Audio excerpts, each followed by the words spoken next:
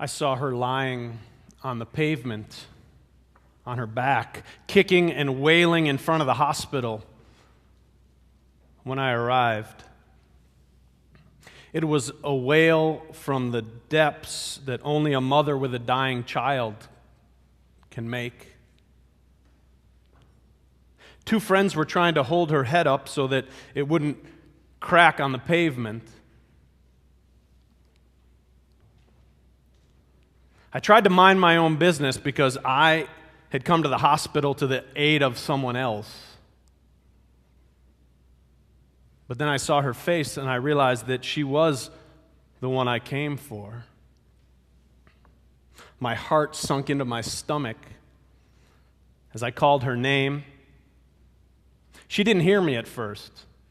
I said it again and I came over and took her arm, and she looked up and she stopped as if a spell were broken. She took a deep breath, and I slowly helped her up and asked her if she wanted to sit down on the bench nearby, and she started to apologize. But I reassured her that she had no reason to be ashamed. Her 6-year-old son was still alive, I found out, but the doctor had just told her that his illness could be fatal and that there was nothing they could do but wait. It started with a fever and a stomach ache, and it had gone to his brain. We sat there outside of the hospital on a bench, my hand between her shoulder blades. When she was ready, we went in to the children's ICU to see her son and to say a prayer. As I walked in, her sister was there, and she said, "I'm so glad you're here. We need you to bring God into the situation."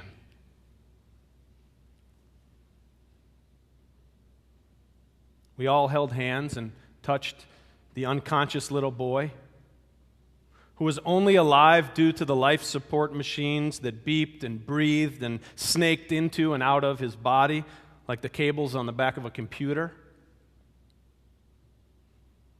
The skin of his bare chest looked so smooth and soft, and his eyelashes were long and beautiful.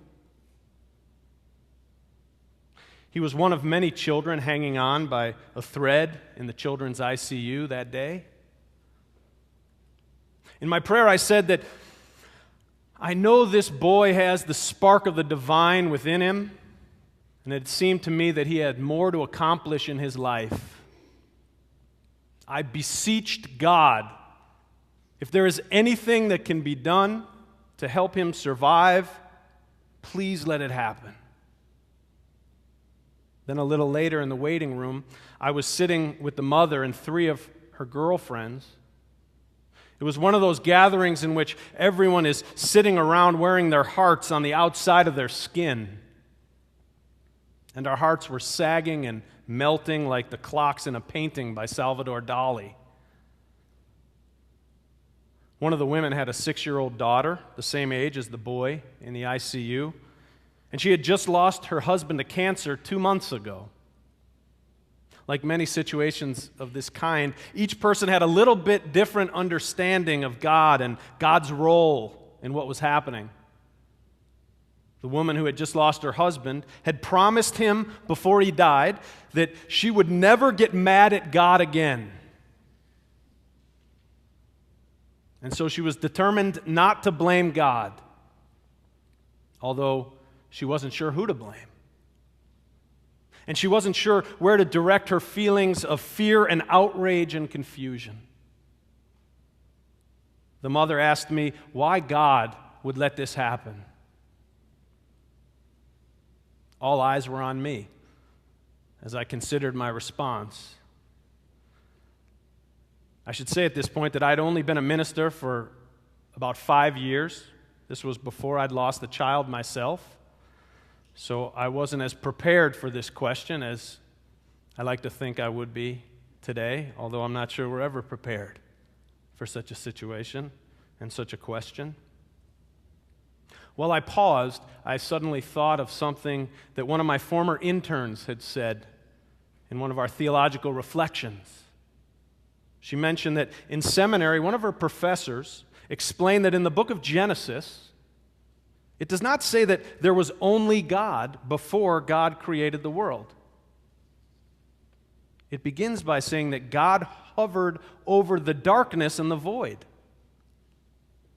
In other words, from a biblical perspective, darkness and God coexisted before creation. The Bible explains that what God said is, "Let there be light," and God brought light into the darkness. And God saw that it was good. I explained this to the women and said that I don't think God did this.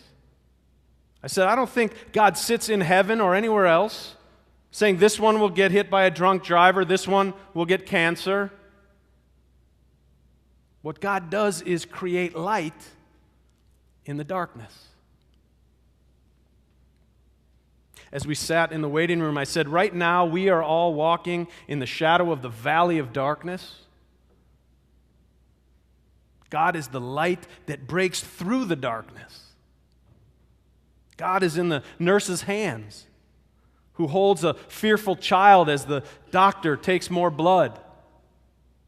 God is in the clown who comes to the children's ward and makes the kids laugh despite the pain and the fear. I said, God is here in these friends who gather at a time like this to bring food and call the church and help us to get off the pavement. After that conversation, I noticed that we were all sitting up just a little bit straighter. I could see in the faces of her friends a new sense of purpose.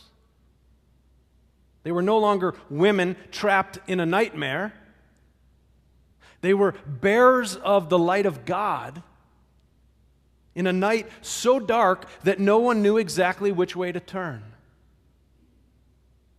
As horrible and as heart-wrenching as the situation was, there was a part of us that seemed renewed by a sense of a higher purpose.